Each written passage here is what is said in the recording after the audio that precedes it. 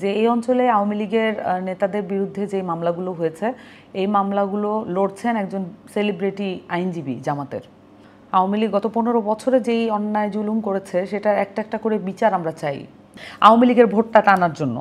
প্রিয় দর্শক, ইনকিলাব ডিজিটালে আজকে আমাদের অতিথি হয়ে এসেছেন জাতীয় নাগরিক পার্টির সিনিয়র জয়েন্ট কনভেনার এবং এ সময়ের অত্যন্ত পরিচিত মুখ, জুলাই আন্দোলনের অগ্রসৈনিক সামান্তা শারমিন। জনাব সামান্তা শারমিন, আপনাকে ধন্যবাদ জানাচ্ছি ইনকিলাব ডিজিটালে সময় দেওয়ার জন্য। আসসালামু আলাইকুম মেহেদী ভাই, আপনাকেও ধন্যবাদ। ইনকিলাবের সকল কলাকুশলী শুভানুধ্যায়ী এবং যারা দর্শক শ্রোতা আছেন এবং যারা পাঠক আছেন সকলকে আমার সালাম ও শুভেচ্ছা। সামান্তা, আপনি তো জানেন যে এখন সামনে খুবই নির্বাচন সন্নিকটে এবং পরিস্থিতি খুবই দ্রুত এগুচ্ছে এবং প্রতিনিয়ত পরিবর্তন হচ্ছে। তো সেই প্রেক্ষাপটে আপনারা গতকাল প্রধান উপদেষ্টার সাথে দেখা করেছেন, আপনি নিজেও ছিলেন। নির্বাচন নিয়ে নানা আলাপ আলোচনা হয়েছে এবং সরকার বারবার নির্বাচনের কথা বলছে, আপনাদের দিক থেকে কিছু সংস্কারের দাবি আছে। বাট এর মধ্যে আবার অনেকেই বলছেন যে নির্বাচনটা হয়তো ফেব্রুয়ারিতে হচ্ছে না। আপনি কি মনে করেন? নির্বাচনের সময় নিয়ে আমাদের কখনোই কোনো অসুবিধা ছিল না।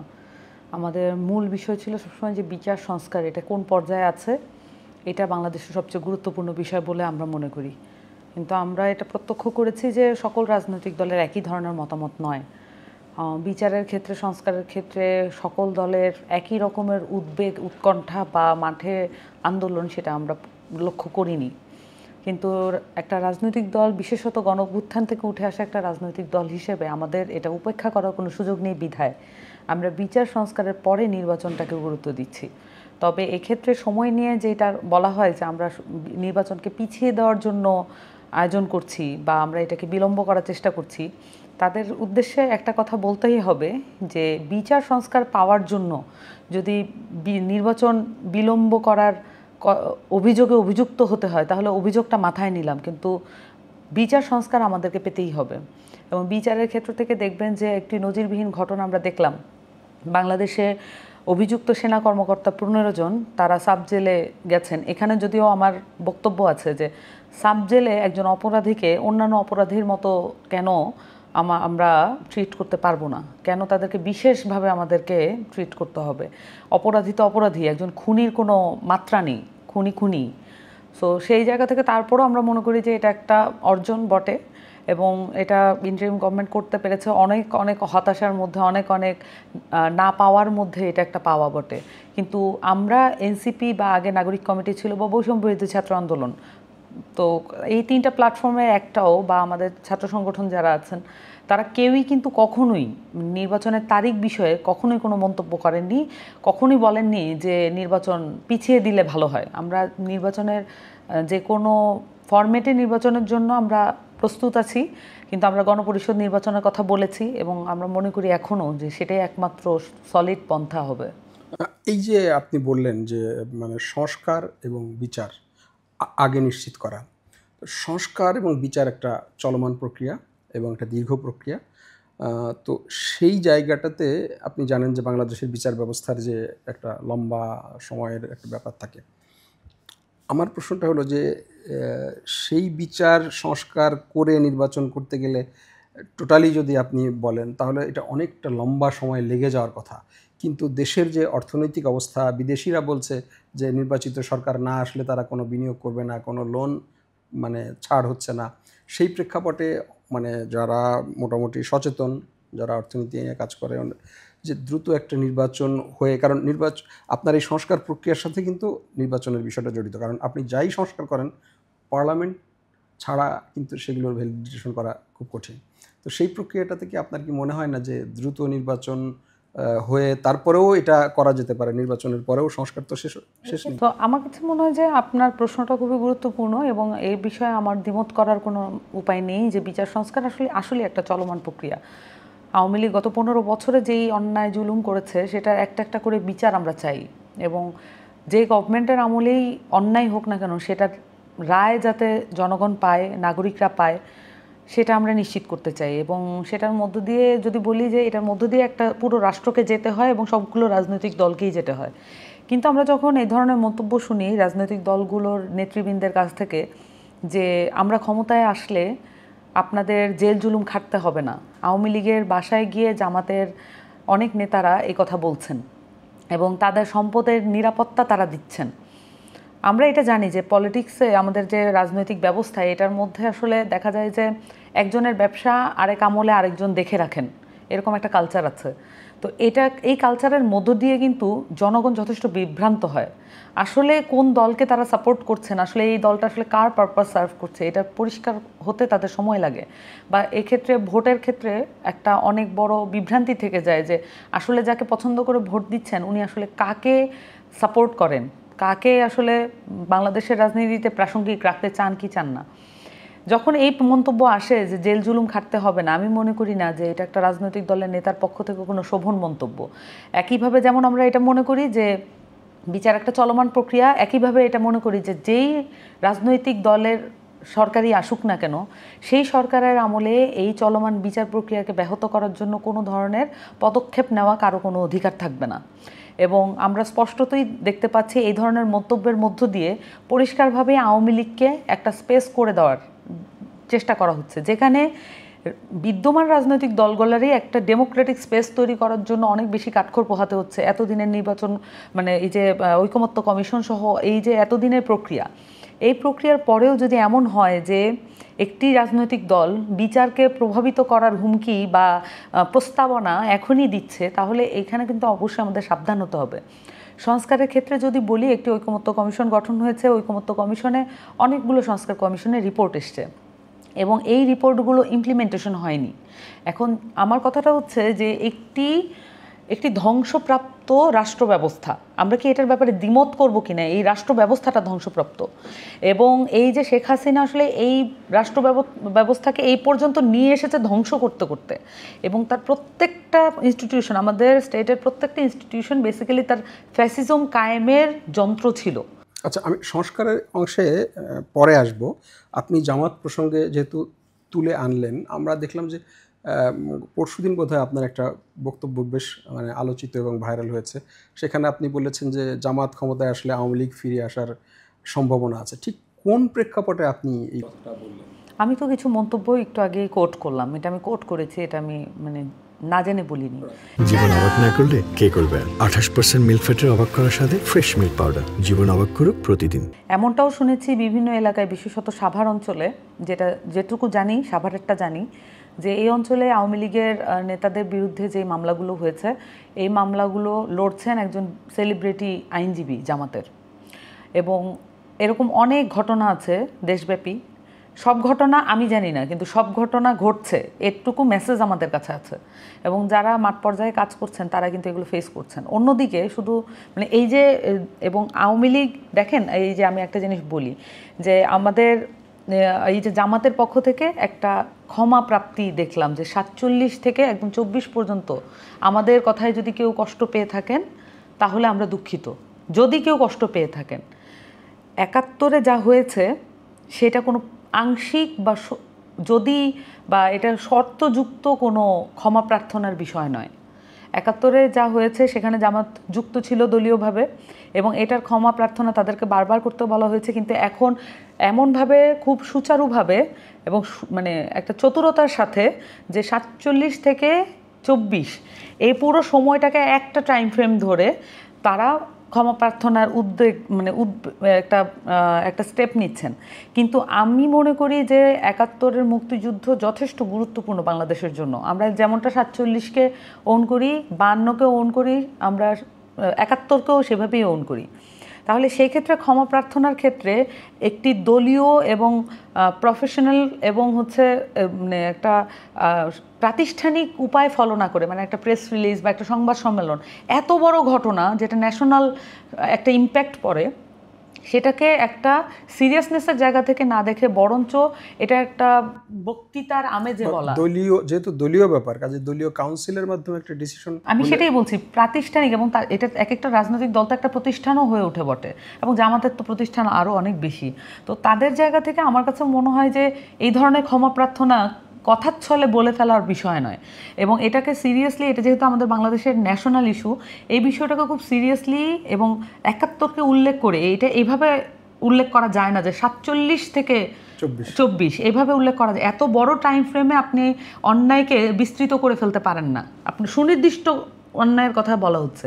কিন্তু এক্ষেত্রে আমরা দেখলাম যে তাদের যে পজিশন, এবং এখনও আসলে অনুতপ্ততার ওই মাত্রাটা বোধ করছি না, যে অনুতপ্ততা আসলে ওই ধরনের ঘটনার ক্ষেত্রে জামাতের যে অবস্থান সেইটাকে ব্যাখ্যা করার জন্য যথেষ্ট আমি মনে করি না। এবং আমি একই রকমভাবে আওয়ামী লীগকেও দেখতে পাচ্ছি যে 24-এর যে আক্রমণ তারা করেছে, মানে ছাত্রদেরকে গ্রেফতার করেছে, নিহত মানে শহীদ হয়েছে তাদের গুলিতে, এই ঘটনায়ও আপনি আওয়ামী লীগের একজন নেতাকর্মীকেও দেখবেন না অনুতপ্ত হতে এবং বয়ান দিতে যে এটা আওয়ামী লীগ ভুল করেছে, আমি আওয়ামী লীগের সাথে আর নেই। এই কথাটা বলার মতো একজন নেতাকর্মীও অবশিষ্ট নেই আওয়ামী লীগে।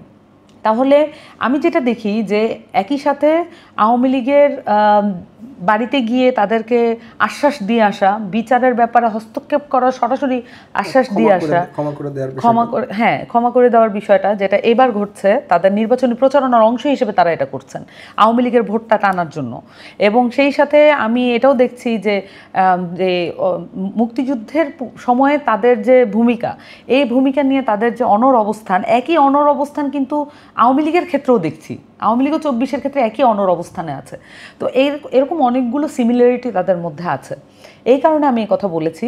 এবং সেই সাথে এবং তাদের যে রাষ্ট্রকল্প এবং তাদের একটা বিষয় দেখবেন যে উভয় দলই মনে করে যে তারা যেভাবে মনে করছে, এটা অবশ্য সকল রাজনৈতিক বিদ্যমান যেগুলো রাজনৈতিক দল তাদের একটা কমন প্রবলেম, যে তারা যেভাবে মনে করছে এটাই একমাত্র সঠিক উপায়, কোনো যুক্তি এবং কোনো ধরনের এক্সপ্লেনেশন ব্যাখ্যা ছাড়াই এটাই সবচেয়ে সঠিক উপায় এবং নির্বাচনী সবচেয়ে, মানে এই যে একটা অবস্থা আছে, কোনো ব্যাখ্যার কোনো ধারা, এবং এটা আমার কাছে মনে হয় যে নাগরিক যে মর্যাদা সেটাকে যথেষ্টই ক্ষুণ্ণ করে। আচ্ছা, এইখানে আমি একটা কথা বলতে চাই। দেখেন, আওয়ামী লীগের 15 বছরে জামাতে ইসলামী দলগতভাবে এবং জামাতের অনেক নেতা খুবই জুলুমের শিকার হয়েছে, এবং জামাতকে শেষ দিকে এসে নিষিদ্ধ করা হয়েছিল আওয়ামী লীগ দলগতভাবে। তো সেই জায়গা থেকে জামাতকে আওয়ামী লীগের সাথে ব্র্যাকেটের মধ্যে ফেলা, এটা কি কোনো ধরনের, মানে এটা কি জামাতের প্রতি ন্যায় বিচার, বা এটা কেন আমরা, মানে যারা একটা জুলুমের শিকার হয়েছে সেরকম দলকে কেন আমরা ওই ব্র্যাকেটের মধ্যে ফেলছি? প্রথমত, আপনার সাথে যদি কোনো অন্যায় হয় তাহলে সর্বপ্রথম যাদেরকে ন্যায় বিচারের প্রতি আস্থাশীল থাকতে হয় এবং অটল থাকতে হয় সেটা হচ্ছে আপনার পরিবার এবং আপনাকে। আপনি নিজেই যদি নেগোসিয়েশনে বসে যান বা আপনার পরিবার যদি অন্যায়কারীর সাথে নেগোসিয়েশনে বসে যায়, তাহলে আর ন্যায় বিচার হয় না। জামাতের নেতারা এও বলছেন যে আওয়ামী লীগ জানতে চাইতো কে আসলে জামাত করে। এগুলো একদম ভাইরাল বক্তব্য, আপনারা খুঁজলেই পাবেন। আমি কারো নাম উল্লেখ করে মানে এভাবে মন্তব্য করা পছন্দ করি না, বিধায় আমি উল্লেখ করলাম না, এগুলো জানা যাবে। এবং তারা বলছেন উল্লেখ করে যে আসলে আওয়ামী লীগ জানতে চাইতো আসলে কারা জামাত করে, যদি আসলে জামাত করে তাহলে তাদেরকে কিছু বলতো না। তাহলে এই যে দুইটা দলের ক্ষেত্রেই আমি খুবই দুঃখের সাথে আমি একটা বিষয় বলি, এই যে জামাত এবং বিএনপি যারা করেছেন, তাদের দলের মিড লেয়ার থেকে লো লেয়ারের যে নেতাকর্মীরা আছেন তারা যথেষ্ট পরিমাণ এই পুরো ফ্যাসিস্ট আমলে তাদের সমস্ত কিছু হারিয়েছেন, নিঃস্ব হয়েছেন। এবং আমি আজকে আপনার মাধ্যমে, ইনকেলাবের মাধ্যমে একটা মেসেজও দিতে চাই যে এই যারা নিঃস্ব হয়েছেন, যারা রাজনৈতিকভাবে সর্বস্বটুকু দিয়েও কিছুই পাচ্ছেন না এখন, তাদের পরিবারগুলোর কি অবস্থা এটা শুধু সরেজমিনে দেখলেই একমাত্র আন্দাজ করা যাবে। এটা আমাদের পক্ষে এ রুমে বসে বোঝা সম্ভব নয়, এবং তাদের দুঃখের হাহাকার এটা আমাদের পর্যন্ত পৌঁছায় না। হতে পারে আমি আরেকটা রাজনৈতিক দল, কিন্তু তার মানে এই না যে অন্য রাজনৈতিক দলের কর্মীদের দুঃখ, হতাশা বা তাদের বিচার না পাওয়া এটা আমাকে আহত করবে না। আমি অবশ্যই সেই পরিবারগুলো এবং সেই কর্মীগুলোর প্রতি আমি অবশ্যই এটা ফিল করি, এবং তাদের বিচার না পাওয়াটা নিশ্চিত করছে তাদের উপরতলায় যারা আছে, তাদের যারা নেতৃবৃন্দ, তারাই যদি আপোষ করতে বসে যান, যেটা আমি বললাম, আপনি যদি আপোষ করতে বসে যান সেখানে আপনি ন্যায় বিচার আর পাবেন না। তাহলে তারাই আপোষ করতে বসে যাচ্ছেন যে আওয়ামী লীগের সাথে এক ধরনের আপোষ, আবার পুরো স্টেটের সাথে এক ধরনের আপোষ। আমি তো এটা ভাবতেও পারি না যে এনসিপির কোনো কর্মীর কোনো ক্ষয়ক্ষতি হলে এনসিপি তার জায়গা থেকে অনড় না থেকে বরঞ্চ সেই কর্মীটাকে বরঞ্চ আরও সাইডলাইন করে দেওয়া, যেটা নেতৃত্বের ক্ষেত্রে হয়। যে ধরুন, আমি আরেকটা বিষয় বলি আপনাকে, এটা ভিজুয়ালাইজ করতে সহজ হবে। ধরুন একজন বিএনপি বা জামাতের কর্মী যিনি একবার মামলা লড়তে লড়তে তিনি সচ্ছল ছিলেন, এখন নিঃস্ব।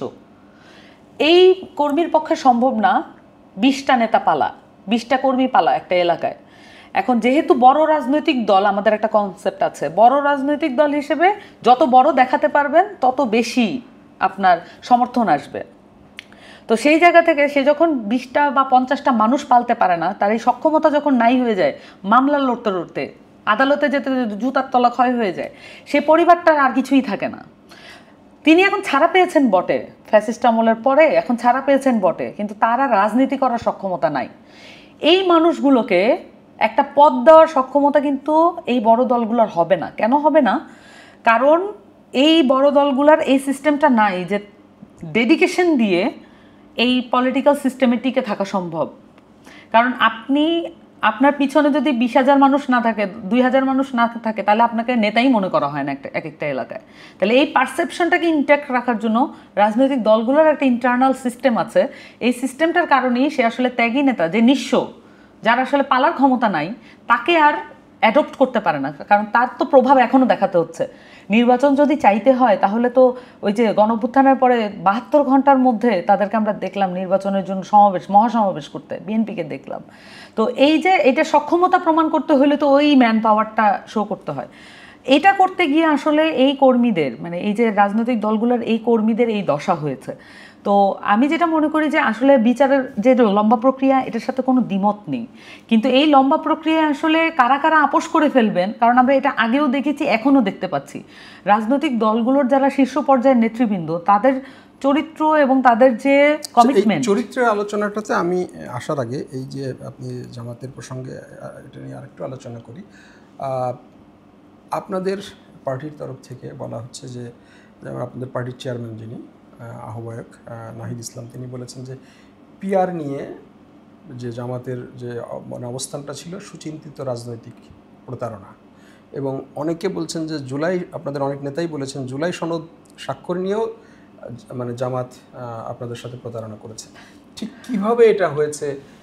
আমাদের সাথে প্রতারণা করে নাই, এই বক্তব্যটা এরকম না। আমাদের কোনো নেতাই এরকম কোনো বক্তব্য দেননি। আপনার হাসানাত আব্দুল্লাহ বলেছে যে কিছু কিছু রাজনৈতিক দল জুলাই সনদ নিয়ে এনসিপির সাথে প্রতারণা করেছে। হাসানাত আব্দুল্লাহর এটা খুব পপুলার মানে ফটো কার্ড, এটা বেশ ভাইরাল হয়েছে। না, এনসিপির সাথে আমি তাহলে ক্লিয়ার করি, এনসিপির সাথে প্রতারণার কিছুই নেই। এনসিপি একটা রাজনৈতিক দল, রাজনৈতিক দলের কিছু মানে দলীয় স্বার্থ থাকে। এনসিপি সর্বোচ্চ চেষ্টা করে যে তার দলীয় স্বার্থের ঊর্ধ্বে উঠে গ্রেটার স্বার্থটাকে বড় করে দেখার, বাংলাদেশের স্বার্থটাকে বড় করে দেখার, এটা তার চেষ্টার মধ্যে অন্তর্ভুক্ত। কিন্তু যখন আপনার সবগুলো রাজনৈতিক দল যদি একই চেষ্টায় লিপ্ত থাকে যে তার দলের স্বার্থটাই মুখ্য, এবং পুরো ঐকমত্য কমিশনে যেটা দেখলাম যে ধরেন যে আমাদের পিআরের যে কথাটা, নিম্নকক্ষে পিআরের ইস্যুটা কিন্তু কখনোই ছিল না। জিনিসটা হয়েছে এমন যে উচ্চকক্ষে পিআর একটা গুরুত্বপূর্ণ ইস্যু পুরো বাংলাদেশে, আপনারা নিউজ করছেন, পেপার পত্রিকায় ছাপা হচ্ছে, নানান জায়গায় আলাপ হচ্ছে, এটা একটা স্ট্যাবলিশ ইস্যু। শেষ 1 মাসে যখন নিম্নকক্ষে পিআরের প্রসঙ্গটা তোলা হয়, তখন কিন্তু অলরেডি একটা স্ট্যাবলিশ ইস্যুর মধ্য থেকে নিজের একটা বিষয়কে কেড়ে নেওয়ার ব্যাপার চলে আসে। যদি তাদের এটা এজেন্ডা হয়েও থাকে, তারা যদি আসলেই মনে করেন নিম্নকক্ষে পিআর বাংলাদেশের জন্য গুরুত্বপূর্ণ, তাহলে ঐকমত্য কমিশনের শুরু থেকেই এই প্রস্তাব রাখা উচিত ছিল। এনসিপি তো তা করে নাই। এনসিপি তার একদম শুরুর দিনের প্রস্তাবনার সাথে এখনকার আজকের দিনের প্রস্তাবনার আপনি কোনো তফাৎ পাবেন না। এবং আমরা একই জিনিস বলে যাচ্ছি, এখান থেকে যতটুকু আসলে ঐকমত্য হওয়া সম্ভব সেটার ব্যাপারে আমাদের রাজনৈতিক দল হিসেবে কোনো দ্বিমত থাকবে না। কিন্তু আমরা বলছি যে এই জিনিসগুলো করেন, কিন্তু আমরা তো নতুন কোনো বিষয় ইন্ট্রোডিউস করি নেই, নতুন কোনো বিষয় আনিও নি। তাহলে একটা নবীন রাজনৈতিক বলা হয় বাচ্চা কাচ্চাদের দলমুক্ত, নানান ধরনের মন্তব্য করা হয়, খুবই মানে শ্যালো মন্তব্য বাই দ্য ওয়ে। তো এই মন্তব্যগুলো করা হয় যে ছোট করার জন্য, কিন্তু আমরাই তো দেখা যাচ্ছে দিন শেষে সবচেয়ে পরিণত সিদ্ধান্তগুলো আমরা থ্রো করছি, এবং সেখানে আমরা অবিচল থাকতে পারছি। এবং সেই জায়গা থেকে দেখবেন যে মানে এনসিপির সাথে প্রতারণা তো আসলে কোনো মিনিং নেই। একটা রাজনৈতিক দল তার স্বার্থ থাকতেই পারে, কিন্তু প্রতারণার যদি কোনো ব্যাপার থাকে সেটা হচ্ছে বাংলাদেশের সাথে প্রতারণা, গণঅভ্যুত্থানে অংশগ্রহণকারী সকল মানুষের সাথে প্রতারণা। এবং আপনি এটাও দেখেছেন যে শহীদ পরিবার এবং আহতরা গিয়েছিলেন সেদিন তাদের দাবি জানাতে, এবং এখনও আহতদের পুনর্বাসন হয় নাই। তো সেই অবস্থায় জুলাই সনদে তাদেরকে কোনো ধরনের রেকগনিশন দেওয়া হলো না। আমরা দেখলাম যে ঘোষণাপত্রেও তাদের কোনো রেকগনিশন দেওয়া হলো না। করবে সরকার, তার সাথে জামাতের সম্পর্ক কি? যখন এই সরকারের সাথে তো সকলেরই একটা সম্পর্ক তৈরি হয়েছে এবং আমরা নিয়মিত বসছি, কথা বলছি। কোনো ঘটনা যদি সরকার ঘটায়, এটার দায় তো কেউই এড়াতে পারে না। আমিও তো বলবো না যে এনসিপি এটা দায় এড়িয়ে কথা বলবে, কিন্তু আমার কাছে মনে হয়েছে যে আহতদের এবং জুলাইয়ের যারা শহীদ পরিবার, তাদেরকে কোনো মন্তব্য না নিয়ে অন্তর্বর্তীকালীন সরকার যদি কোনো ধরনের টেক্সট তৈরি করে, সেটাতে স্বাক্ষর করার জন্য উদ্গ্রীবতা দেখানো, এইটা আমি মনে করি রাজনৈতিকভাবে এটা এক ধরনের একটা ছলচাতুরির পর্যায়ে পড়ে। যে আপনি তাদেরকে ব্যবহার করবেন, যখন সময়ে প্রয়োজন হবে তখন তারা শহীদ হবে, তাদের অঙ্গহানি হবে, কিন্তু আপনি চিন্তা করবেন যে আপনার দলীয় স্বার্থে কতটুকু অ্যাচিভ করে নেওয়া সম্ভব, কতটুকু ছিনিয়ে নেওয়া সম্ভব, কতটুকু খাবলা দিয়ে নেওয়া সম্ভব। এই ইন্টেনশনটা আসলে বাংলাদেশের জন্য তো কোনো পজিটিভ কিছু না। কিন্তু আমরা এটা ঐকমত্য কমিশনেও দেখলাম যে পুরো বিষয়টাকে, যে এতগুলো সংস্কার কমিশন, আপনি জানেন যে অন্তত 6টা সংস্কার কমিশন হয়েছে, শুধুমাত্র সংবিধান সংস্কার কমিশনের রিপোর্ট আর নির্বাচন ব্যবস্থা সংস্কার কমিশনের রিপোর্ট ব্যতীত আর কোনো কমিশনের রিপোর্ট নিয়ে আলাপ হয়নি ঐকমত্য কমিশনে। এটা রিজনটা কি আমি জানতে পারি? আমি তো মানে একটা নাগরিক হিসেবে আপনি ছিলেন, আপনি বলতে পারবেন, কারণ আপনি তো এই প্রোগ্রামগুলোতে আমরা তো নিজেই অ্যাটেন্ড করেছেন। না, আমি ঐকমত্য কমিশনে আমি পার্সোনালি যাইনি, আমি তথ্যগত বিভ্রান্তিটা আমি ক্লিয়ার করলাম, কিন্তু তাতে কিছু আসে যায় না, আমার দল গিয়েছে। তো আমাদের দলের জায়গা থেকে তো আমরা বলেছি, যখন পুলিশ সংস্কার কমিশন নিয়ে কোনো ধরনের আলাপ হচ্ছে না, কিন্তু বাংলাদেশে একটা নির্বাচন বলেন আর একটা দৈনন্দিন জীবনযাপন বলেন, এবং আপনি যদি ভবিষ্যতে এই যে মামলাগুলো, এগুলোর যদি ক্লিন রিপোর্ট চান এবং জিডিগুলো ক্লিন হোক সেটা চান, তাহলে সেই ক্ষেত্রে পুলিশকে অবশ্যই রিফর্ম করা প্রয়োজন। কিন্তু পুলিশ সংস্কার রিপোর্ট নিয়ে কোনো ধরনের কোনো আলাপ যখন হলো না, তখন আমাদের দলের পক্ষ থেকে প্রস্তাব করা হলো যে এটা নিয়ে আলাপ করতে হবে। জীবন অবাক না করলে কে করবে? 28% মিল্ক ফ্যাটের অবাক করার সাথে ফ্রেশ মিল্ক পাউডার। জীবন অবাক করুক প্রতিদিন।